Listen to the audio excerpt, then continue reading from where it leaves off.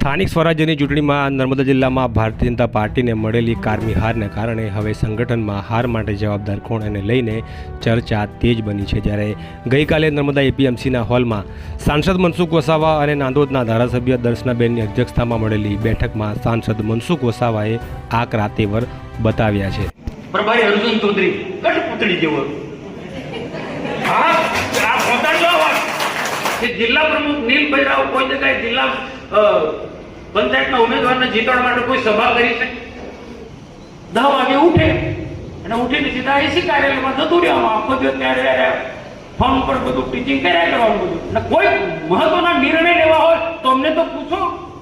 10 વાગ્યા સુધી તમે ઊંઘો તમારા ઘરે, એ ભોલો હોય કે નીલ હોય, આ તો પગ છોડતો હોય તો નહીં ચાલે।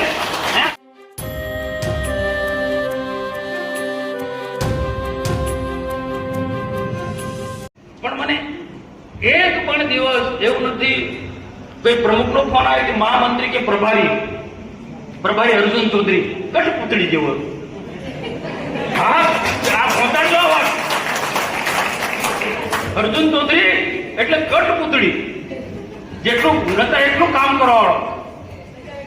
જિલ્લાના ટીમની એની જવાબદારી છે કે મને મોકલવું છે કે આ સીટ નમળી છે, આ જિલ્લા સીટની છે કે આ વિસ્તાર નમળો, ત્યાં મને મોકલવું જોઈએ।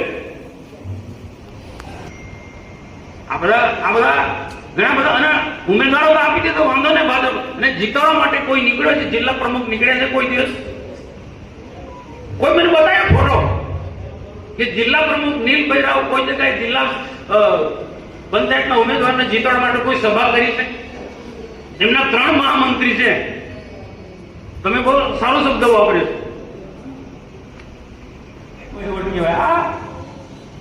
10 વાગે ઉઠે અને ઉઠીને સીધા એસી કાર્યાલયમાં જતું રહેવાનું, આખો દિવસ ત્યારે ફોન પર બધું ટીચિંગ કર્યા કરવાનું બધું, અને કોઈ મહત્વના નિર્ણય લેવા હોય તો અમને તો પૂછો। આ લોકોની સામે કોણ લડે છે? આ ગુંડા લોકોની સામે, ધૃષ્ટ રાષ્ટ્ર ઇન્ડકમની કૌરવોની સામે કોણ લડે છે? બાકીનું પછી જીતી ગયા પછી બાકીનું મારે કહેવું નથી, બધા તમે જાણો છો। આ બધા કારણો છે, આમાંથી આપણે બહાર નીકળવું પડશે। ભારતીય જનતા પાર્ટીના કાર્યકર્તા તમે છો, એને ખબર છે। લોકો કામ માટે જાય 10 વાગે 8, 9, 10 વાગે, ભાઈ તમે નેતા છો, તમારે વહેલી સવારે જાગવું જોઈએ, લોકોના પ્રશ્નો સાંભળવા જોઈએ। 10 વાગ્યા સુધી તમે ઊંઘો તમારા ઘરે, એ ભોલો હોય કે નીલ હોય, આ તો પગ છોડતો હોય તો નહીં ચાલે। કાર્યકર્તા સાંભળવો પડશે। 10 વાગ્યા સુધી તમે બિસ્તરમાંથી ઉભા નહીં થાવ। મેં નરેન્દ્ર મોદીનો દાખલો આપ્યો, જાઓ નરેન્દ્ર મોદી પાસે કાર્યકર્તા શીખે, આગેવાન શીખે, એ મેં વાત કરી હતી। 4 વાગ્યા માણસ જાગી જાય, બ્રહ્મોત્સવ જાય, નિત્ય પ્રવૃત્તિ કરે, પૂજા પાઠ કરે, ના 9 વાગે તેનું કાર્યાલય ચાલુ થાય, લોકોને સાંભળવાનું ચાલુ કરી દે।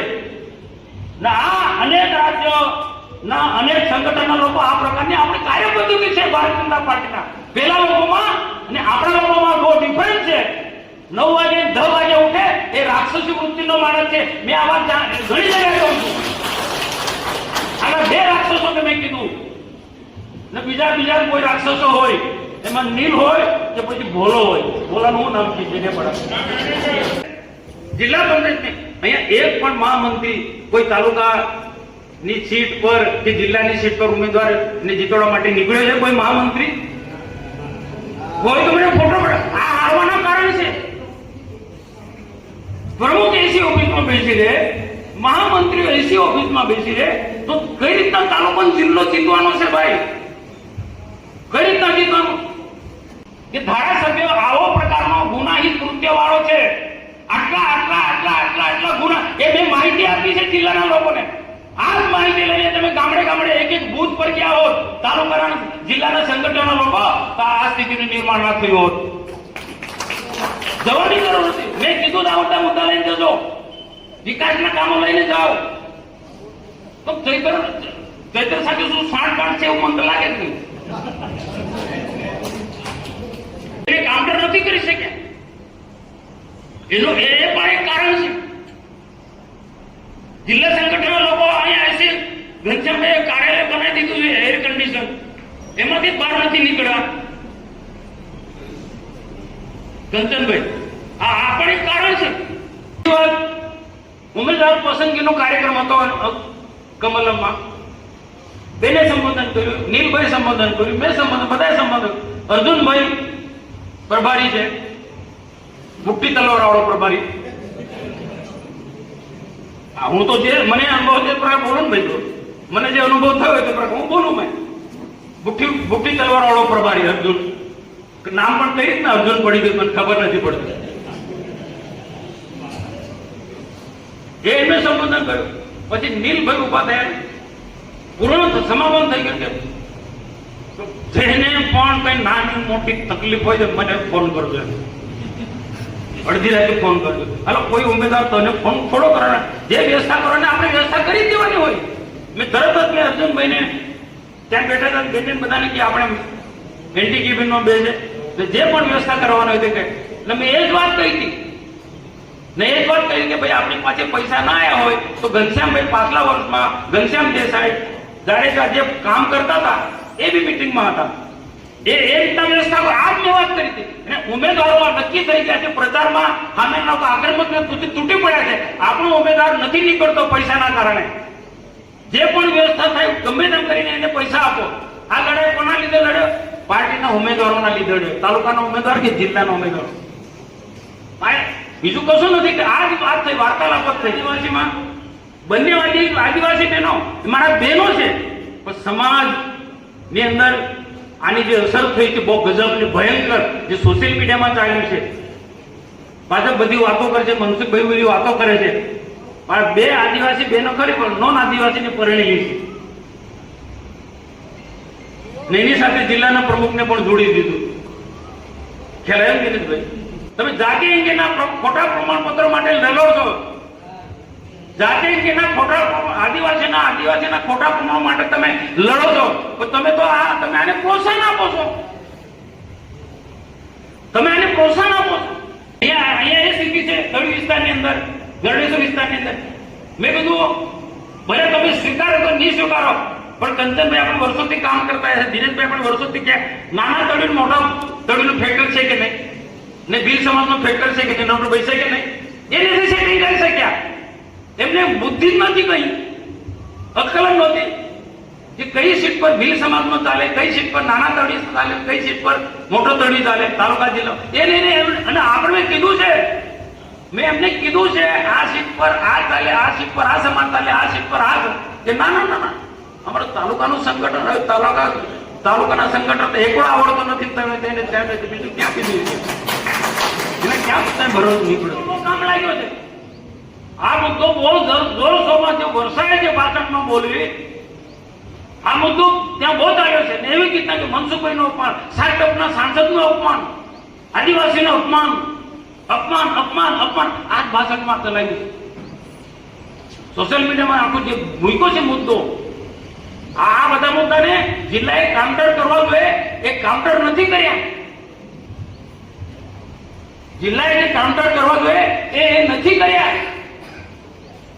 ચૂંટણી પ્રચારની જે વ્યવસ્થા તંત્ર છે રીતના જે ગોઠવવું જોઈએ એ રીતના ગોઠવાઈ નથી. આડે ધડ આ મહામંત્રી ભોલાભાઈ ડેડિયાપાડામાં ઘરની બહાર નથી નીકળ્યા. દિવસે એસી ચાલુ કરે અને ખાય અને 2-4 5 લોકો સાથે બેસી ને ચૂંટણીનું કામ દેખે. આ રીતના ચૂંટણી જીતાય ભાઈ? મારે તો સારો સંબંધ છે, આ તો કેવું પડે ને. આપણે આળસમાં રહે, નામના ભરોસે રહે તો શું થાય? આમના ભરોસે રહે, નીલેન્ડ કંપનીના ભરોસે રહે તો શું થાય? વિધાનસભામાં જાય તો એમના ભરોસે નથી રહેવાનું. આપણે ભારતીય જનતા પાર્ટીનો વિચારધારાના વળેલા કાર્યકર્તા છે. 2 વર્ષ સુધી એવી મહેનત કરો જે પહેલા પાછલા 20-25 વર્ષમાં આપણે જે મહેનત કરતા હતા ને ઋષિભાઈ, તમે વડીલો છો, દિનેશભાઈ તમે નીકળી પડો, કોઈ કે નાખો, હર્ષભાઈ તમે કોઈ કે નાખે, પ્રકાશભાઈ કે નાખે નીકળી પડો. એવું નથી કે આપણી પાસે કોઈ ટીમ નથી. એટલે એમને મેસેજ આપો કે તમે કામ કરવામાં સક્ષમ ના હોય તો નીકળી જાઓ. અમારી પાસે બહુ જૂના લોકો, હર્ષભાઈ જેવા લોકો કામ કરવા સક્ષમ છે. અને પ્રદેશમાં કહીશું અમે ભાઈ આ લોકો નિષ્ફળ ગયેલા લોકો જેને કામ કરવા સક્ષમ મોડે ઉઠે છે, 800 વૃત્તિના માણસો. આ તો નવાને ચાન્સ આપ્યો છે. એ નવા લોકો ફેરી ગયા, તાલુકાનો હોય કે જિલ્લાનો હોય, ક્યાં કોને ટિકિટ આપવી, તાલુકામાં જિલ્લામાં, એ જ એમને ખબર નથી. એ એમને ખબર નથી. આવા નોલેજ વગરના લોકો બેસી ગયા છે, એટલે આવું જ પરિણામ આવે ને. આ સૂચના એમને સુધી આપજો. એમને કાં તો પ્રદેશમાં પણ આપણે કેવું પડે, બેન ભાઈ જાડેજા બાપુ માજી પ્રમુખો, એ લોકોને કેવું પડે, પ્રકાશભાઈ કેવું પડે એમને કે તમે જો કામ કરવાના સક્ષમ ના હોય તો પદ છોડ દો ને નવા લોકોને ચાન્સ આપો. તમે કામ કરવાનો સક્ષમ ના હોય, ચૈતર એન્ડ કંપનીને કાઉન્ટર કરવાની તારામાં ક્ષમતા ના હોય તમારામાં, ને નિરંજનની સામે લડવાની નીલમાં તાકાત ના હોય તો બધા પદ છોડ દો ભાઈ. આવનારા દિવસોમાં બંને વિધાનસભા આપણે જીતવી છે. ડેડિયાપાડા વિધાનસભા પણ જીતવી છે અને નાંદોદ વિધાનસભા પણ જીતવી છે. આ લોકોના ભરોસે નથી રહેવાનું. એમનું તાલુકાનું સંગઠન હોય, એમનું શહેરનું સંગઠન હોય કે એમનું જિલ્લાનું સંગઠન હોય, એના ભરોસે નહીં રહેવાનું. ને એમના જો ભરોસે રહ્યા તો આ જે સ્થિતિ થઈ ને એવી સ્થિતિ થશે, એવી સ્થિતિ થશે. અને એવું નથી ભાઈ કે એમનાથી બધું વહીવટ બધું મારે શબ્દ નથી વાપરો. આપણી પણ ટીમ છે ભારતીય જનતા પાર્ટીમાં. અમારા જૂના લોકો છે, દિનેશભાઈ કામે લગાડી લેવું વિધાનસભામાં, એમનું કોઈ ક્લાસ બી નહીં લાગે. આ નિરંજન વસાવા દારૂના અડ્ડા ચલાવે છે. આ લખજો ભાઈ, આ લખજો. આ નિરંજન વસાવા કુંવરપરામાં દારૂના અડ્ડા ચલાવે. મેં નીલ રાવને વારંવાર કીધું છે, તો આ પોલીસની બહુ મોટી વગ છે. તું કેને રેડ પાડો ને ત્યારે નથી પડો. કેમ ભાઈ? એનું પણ કારણ તપાસ કરવા જેવું છે કે પછી એમને કોઈ સપ્લાય કરનારા ના તાર અડેલા છે બધા. આ એવું હોઈ શકે ભાઈ.